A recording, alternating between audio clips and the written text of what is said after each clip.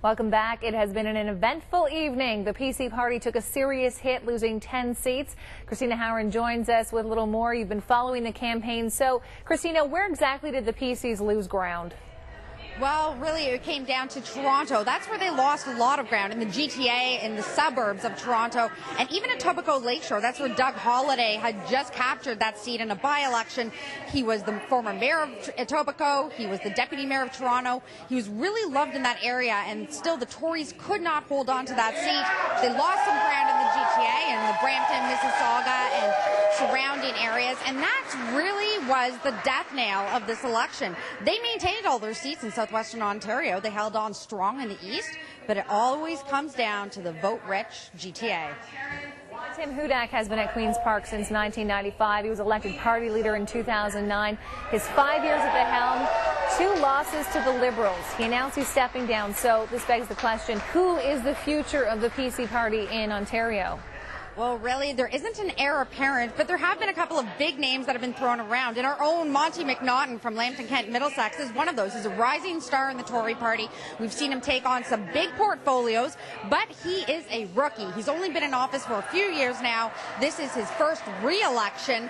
Still a rising star within the party. There's also Christine Elliott. Now, she's the deputy leader and the health critic. She's also the widow of the late Jim Flaherty, and really one of those people that a lot of voters have rallied behind. She's insightful, she's an attractive female, she's educated, and she really comes across as somebody that people can relate to and that understands their problems.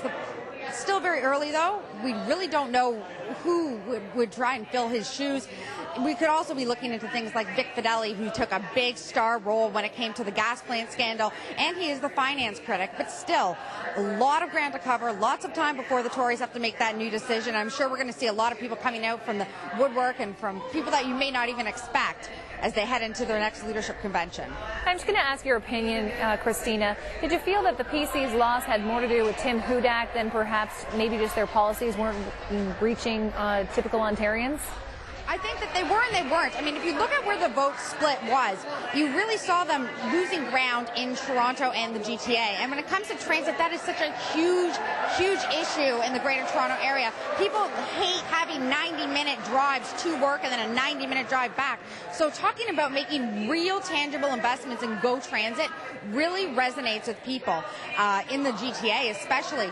And what's interesting about the Greater Toronto area and Brampton and Mississauga is that these are ridings that traditionally have been liberal, but over the past decade or so, we've seen some movement to the NDP and to the Tories. It's interesting that the Liberals were able to recapture that, and I think a lot of that has to do with the time they spent in that area. Now, all 3 leaders spent the majority of their time in Toronto and the Greater Toronto area. Apparently, Kathleen Wynne's message seems to resonate with those voters much more. Finally, Christina, what do you think the Liberal win means for southwestern Ontario? Well, I think it means that Deb Matthews has a lot of work ahead of her. She is the last Liberal before we head to the border. So really, she is now going to be presumably the minister responsible for all of us, all the way from London through to Sarnia, through to Windsor. So our representation at the cabinet table and on that government side of the legislature really is with Deb Matthews. All right. Thank you for your time this evening, Christina. You know, we'll have full in-depth analysis and more coverage tomorrow on CTV News at 6 and 11 o'clock.